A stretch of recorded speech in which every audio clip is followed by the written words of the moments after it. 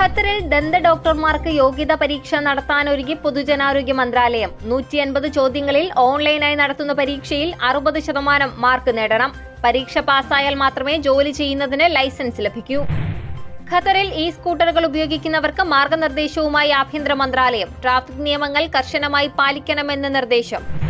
ഖത്തറിലെ പൊതു സ്വകാര്യ സ്കൂളുകൾക്കുള്ള പുതിയ അക്കാദമിക് കലണ്ടർ പുറത്തിറക്കി. റമദാനിൽ ഔദ്യോഗിക അവധിക്ക് പുറമെ അധികമായി 2 ദിവസം കൂടി അവധി ലഭിക്കും.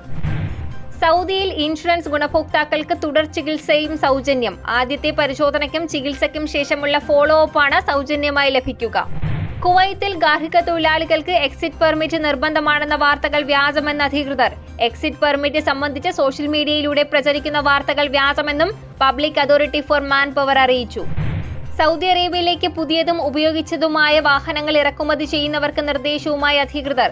വാഹനങ്ങൾ സൗദിയിലേക്ക് അയക്കുന്നതിന് മുൻപ് കൺസൈൻമെന്റ് സർട്ടിഫിക്കറ്റ് വാങ്ങിയിരിക്കണം. മലപ്പുറത്ത് നിപ സമ്പർക്ക പട്ടികയിൽ ഉണ്ടായിരുന്ന യുവതി മരിച്ചു. യുവതിയുടെ പരിശോധനാ ഫലം നെഗറ്റീവ്.